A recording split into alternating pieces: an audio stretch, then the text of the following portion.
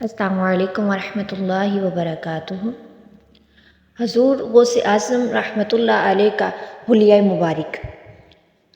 آپ رحمۃ اللہ علیہ کا حلیہ بیان فرماتے ہوئے ابو عبداللہ بن احمد بن قدامہ رحمۃ اللہ علیہ فرماتے ہیں، شیخ الاسلام سلطان الاولیاء محی الدین سید عبد القادر جیلانی رحمۃ اللہ علیہ نازک بدن، درمیانہ قد، پھیلا ہوا سینہ، گھنی داڑھی اور گندمی رنگ کے مالک تھے۔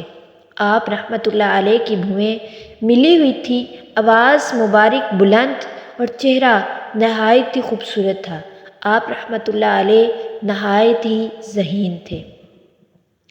آپ شکم مادر میں، آپ کا جو علم ہے وہ شکم مادر میں، آج کے اولیاء غوث الورا، شیخ طریقت، امیر اہل سنت، بانی دعوت اسلامی حضرت علامہ مولانا ابو بلال محمد الیاس عطار قادری رضوی ضیائی دامت برکاتہم عالیہ اپنے رسالے منع کی لاش کے صفحہ نمبر 4 پر تحریر فرماتے ہیں، 5 سال کی عمر میں حضور غوث پاک رحمۃ اللہ علیہ جب پہلی بار بسم اللہ پڑھنے کی رسم کے لیے کسی بزرگ کے پاس بیٹھے تو اعوذ باللہ من الشیطان الرجیم اور بسم اللہ الرحمن الرحیم پڑھ کر سورہ فاتحہ اور الف لام میم سے لے کر 18 پارے پڑھ کر سنا دیے۔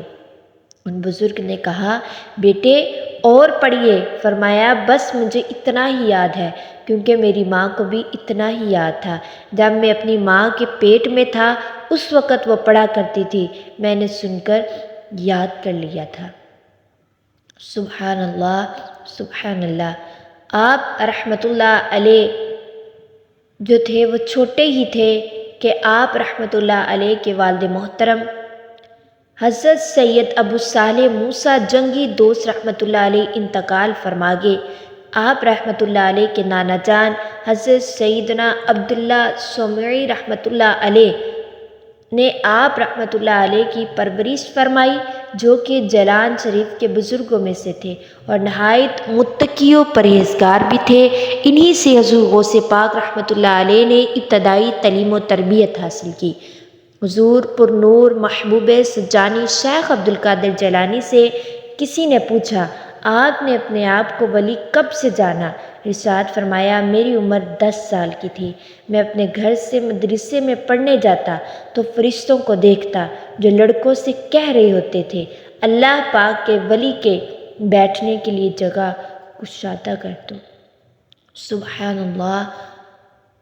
اللہ تبارک و تعالیٰ سے دعا ہے کہ اللہ تبارک و تعالیٰ ہمیں بھی علم کا شوق رکھنے والوں میں ہمارا شمار کرے، ہمیں دل لگا کر پڑھنے کی توفیق عطا فرمائے، دینی کتب کا مطالعہ کرنے کی توفیق عطا فرمائے، ہمیں زندگی کے مسائل کو سمجھنے کی توفیق عطا فرمائے، ہمیں حضور غوث پاک رحمۃ اللہ علیہ کا فیض نصیب فرمائے۔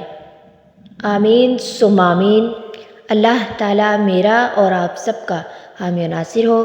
وما علینا الا البلاغ المبین۔ اللہ حافظ۔